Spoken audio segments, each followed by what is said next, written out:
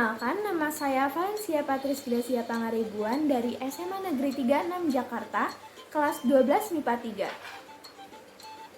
3. Pada kesempatan kali ini, saya akan membicarakan salah satu tarian suku Batak, yaitu Tortor. Indonesia merupakan negara yang mempunyai banyak suku yang tersebar dari Sabang hingga Merauke. Suku Batak adalah salah satunya. Suku ini disebut sebagai suku yang paling besar yang ada di tanah air Indonesia. Suku Batak banyak yang menghuni di pantai barat dan pantai timur Provinsi Sumatera Utara.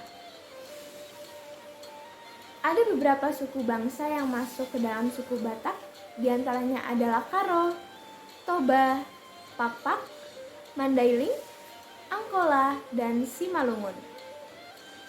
Sebagai suku terbesar, tentu saja ada banyak kebudayaan khas dari suku Batak yang menjadi identitas dari suku bangsa.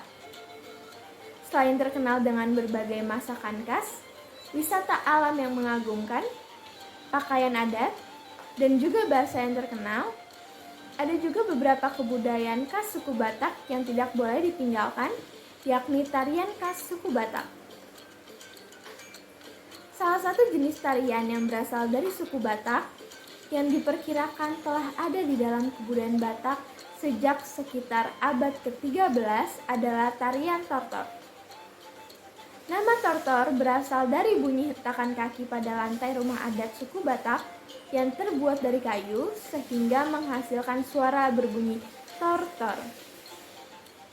Tari Tortor bukan sekedar tarian untuk hiburan belaka. Lebih dari itu, tarian ini sudah membudaya dan menjadi salah satu jati diri suku Batak. Sehingga dapat disimpulkan bahwa tari Tortor memiliki tempat dan kedudukan yang penting dalam kehidupan masyarakat Batak.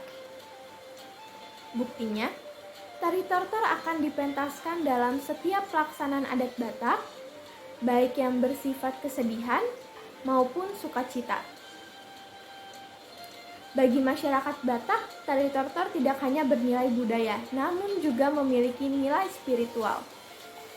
Melalui tari Tortor, masyarakat Batak bisa menyampaikan apapun yang ingin disampaikan, seperti doa pengharapan dan sebagainya. Tari Tortor dahulu memiliki fungsi sebagai sarana ritual keagamaan. Namun, fungsi itu kini telah bergeser, yaitu lebih menjadi sarana komunikasi sesama masyarakat. Hal ini nampak melalui gerakan yang dipentaskan melibatkan interaksi antar partisipan upacara. Ada 3 jenis tortor. Yang pertama, tortor pagurason, berfungsi sebagai sarana pembersihan. Tarian ini biasa dilaksanakan sebelum pesta besar dengan harapan agar pesta itu berjalan lancar. Yang kedua, Tortor Sipitu Cawan atau 7 Cawan merupakan tarian yang biasa dipentaskan dalam acara penobatan Raja Batak.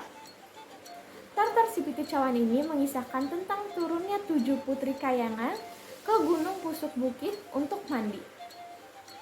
Dan yang terakhir, Tortor Tunggal Panaluan merupakan tarian yang dipentaskan para dukun dalam ritual yang diselenggarakan setelah terjadinya musibah.